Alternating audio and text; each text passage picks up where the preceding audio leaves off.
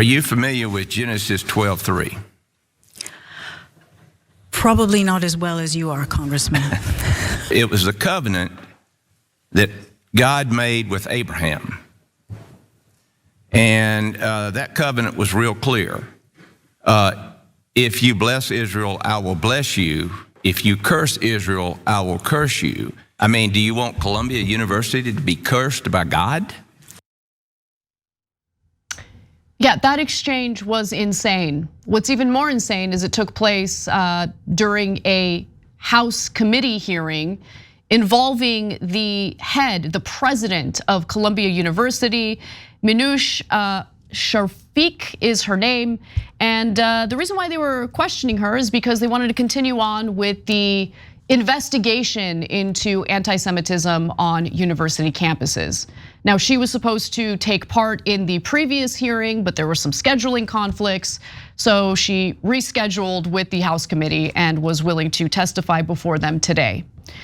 Now, the good news for Shafik, the president of Columbia, and the bad news for all the politicians looking for a viral soundbite is that she actually handled her testimony without any dramatic moments, different from the testimony we heard from university presidents previously, but nonetheless, we'll get to more of that hearing momentarily. But first, we do need to tell you about what's been going on at Columbia University on its campus.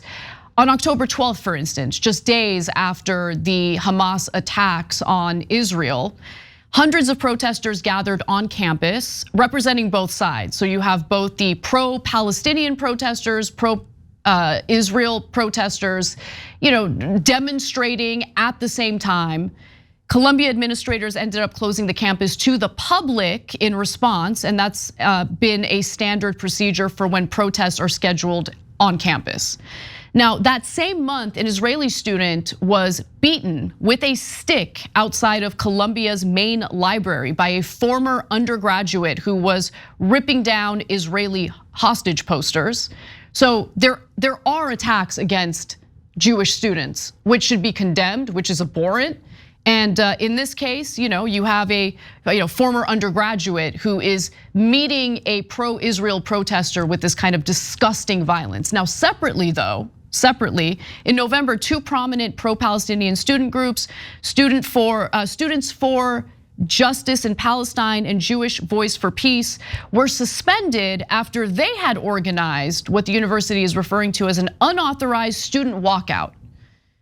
Okay, so administrators said that the event had proceeded despite warnings and contained threatening rhetoric and intimidation after one person shouted anti-Jewish epithets. Protest organizers said they tried to silence the person. And this is the thing that's so frustrating, right? Because you'll have decent people on the pro-Palestinian side who just want the deaths to stop, who want the killing to stop, who want things like the occupation of the West Bank to stop, who have no interest in minimizing the lives of Israeli civilians. They're just trying to get to a place of peace. And their efforts end up getting co-opted by complete and utter morons who have so much hatred in their hearts that they can't even get themselves to have any sympathy for the people who were slaughtered by Hamas in Israel on October 7th. Okay, I have like no interest in those people. They're counterproductive, they're hateful, and they go against everything that I think decent people in this debate represent. But let me continue. So the campus became more hostile toward the pro-Palestinian side as well. So we've given you examples of situations that obviously would make Jewish students at Columbia uncomfortable and feel unsafe. But the pro-Palestinian side was also met with a lot of hostility. So for instance, in January, as we had reported at the time, pro-Palestinian protesters at the university were sprayed by a foul-smelling substance in a possible hate crime. Several of them ended up needing treatment. They went to the hospital to seek medical treatment. Then in February, Columbia revealed a new policy for campus protests. Protests are now only permitted in designated demonstration areas. on weekday afternoons and required 2 days notice to administrators. First-time violators receive warnings. Repeat violators are brought before a judicial board. Pausing here to deliver some honest truth as we do in our news coverage as well. TYT is facing challenges, guys, as the entire industry is. You know who could make the difference? You. If you hit the join button below, it's gonna make all the difference and keep us in business. We appreciate you, thank you. So, they're coming down on protests. We gotta make the protests as convenient as possible, which kind of goes against the whole idea of demonstrating and assembling, but okay. Finally, a few weeks ago, several students were suspended for, let's just not pull our punches, being complete and utter idiots. The students were accused of playing a role in organizing a March 24th event, Resistance 101, at which the presenters spoke openly in support of Hamas and other US designated terrorist organizations. The students were told they would be evicted from student housing. And listen, let's just differentiate between two groups here. Because there is a group of people, and these are people I agree with, who do not justify, who do not provide excuses, or who do not celebrate what Hamas did, but have a very sober look and sober perspective and analysis of this war and the ongoing conflict that has been ongoing for many decades. They can explain what led to a group like Hamas being empowered without justifying the slaughter that Hamas carried out on October 7th. Then there are the groups that think that Hamas amount to wonderful freedom fighters, and everything they've done is totally fine. Yeah, I don't side with those people. I condemn them. I'll condemn them all day, every day. It doesn't offend me in being asked to condemn them. What does offend me, though, is when the people who typically ask to condemn Hamas do so to deflect from any condemnation of what the IDF is carrying out in Gaza, when they want to draw attention away from the slaughter of innocent people on the Palestinian side. What makes me so frustrated about this ongoing war is the way that it's politicized and how insane people on the extreme ends of both sides of this spectrum dominate the discussion. That's what annoys me, frustrates me, and oftentimes infuriates me. Now, let's pivot to the hearing. I just wanted to give you guys a rundown, a fair look at what was happening on campus at Columbia. Now we fast forward to what happened today, the congressional hearing. So several months ago, University of Pennsylvania President Elizabeth McGill and Harvard President Claudine Gay both resigned following their, in my opinion, terrible testimony before the same House committee. Now, Shafiq, I apologize for mispronouncing her name, was asked to attend the same hearing. She had declined because of scheduling issues, but today she finally showed up and testified before the same committee. Last night, though, she published an op-ed titled "What I Plan to Tell Congress Tomorrow," and in it, she wrote the following. For the thousands of Jewish and Israeli members of our community, October 7th had a deep personal impact. Many knew people who had been killed or taken hostage. At the same time, for other members of our community, many of whom also have direct ties to the region, October 7th and the ensuing war in Gaza were part of a larger story of Palestinian displacement, as well as a continuing and escalating humanitarian catastrophe. She goes on to explain that while she rightfully condemns any calls for genocide or violence, she also believes that universities should be a place for disagreement and debate, and I agree with her on that. She also makes a brief but interesting point regarding the emphasis on identity politics or identitarianism in higher education, saying that the last half century has seen groups previously excluded from the academy pouring in. Women, Black people, Jews, Muslims, and many more. It is a great thing for higher education to reflect society and for groups that have been marginalized or excluded to be welcomed.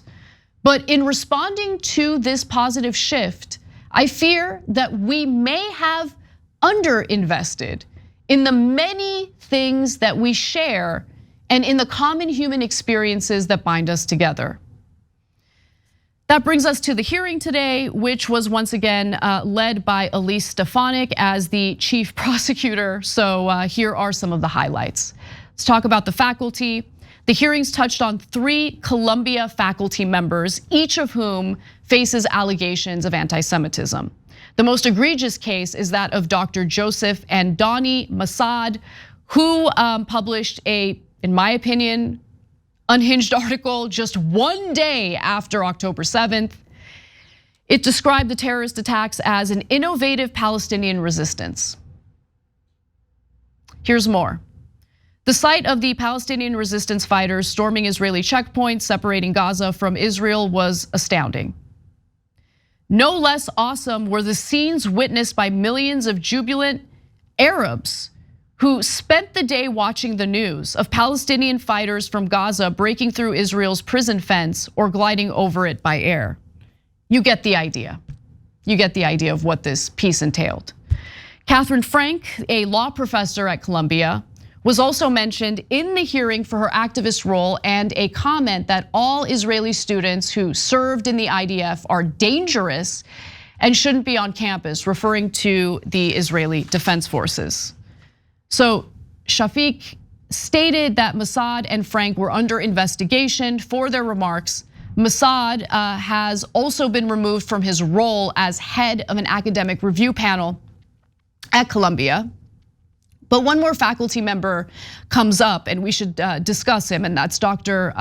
Mohammed Abdu. So Dr. Abdu was hired as a visiting scholar for the spring 2024 term and was teaching a course called Decolonial Queerness and Abolition. Representative Elise Stefanik asked why he was hired even after his social media post on October 11th that read, quote, "I'm with Hamas and Hezbollah and Islamic Jihad." The president of Columbia stated that Abdu will never work at Columbia again. So they discussed what defines anti-Semitism as well. That was part of this hearing. And the president offered her own personal definition, saying, "For me personally, any discrimination against people of the Jewish faith is anti-Semitism." Now, Republicans on the committee, though, were not satisfied, and they pushed her to not only define hatred toward Jewish people as anti-Semitism, but anyone who questions Zionism as to be defined as an anti-Semite. And listen, having a critical perspective of the formation of Israel as a country does not mean that you automatically hate Jewish people. So conflating those two as the same and saying that, being a critic of Zionism amounts to anti-Semitism, I think is beyond unfair and inaccurate. But nonetheless, what I love about the outcome of this hearing is that she handled it well. The president handled it well. It's not difficult to condemn anti-Semitism on campus. It's not difficult to condemn students who call for genocide, even though, let's keep it real, no one on a university campus has been calling for the genocide of Jewish people. But still, if you're asked that question in a hearing, it shouldn't be difficult for you to condemn a statement like that theoretically made on a college campus. So I think she handled this well. I'm happy she handled this well. And I'm even happier that the members of Congress who really don't give a damn about anti-Semitism on college campuses, or in this country for that matter, didn't get the soundbite they so desperately were seeking so they can engage in their campaigns and raise money off of it. That's what our members of Congress are actually interested in doing. Someone like Elise Stefanik didn't give a damn as anti-Semitic statements were being made by those on the right. She provided cover for them, refused to talk about them. I'm not buying her whole, I'm against anti-Semitism shtick at all. And the fact that this has just been politicized, or these types of issues have been used as tools for these goons as they're looking to get reelected, really grosses me out. But again, I think Columbia handled this situation really well. I'm glad to see that there has been punishment for those who do engage in anti-Semitic attacks on campus. That's the way that it should be. And we should absolutely allow for calm civil debates on campus. Otherwise, what the hell is the point of paying all this money to get an Ivy League education? What, so you can be in your cutesy little comfort bubble where your ideas are never challenged, that's not an education. And trust me, people will get enough of that once they graduate and they enter their own media filter bubble and get to hear everything that they want to hear over and over again, day in and day out. Thanks for watching. If you become a member, you get to watch all this ad-free, except for, of course, this ad. Still, hit the join button below.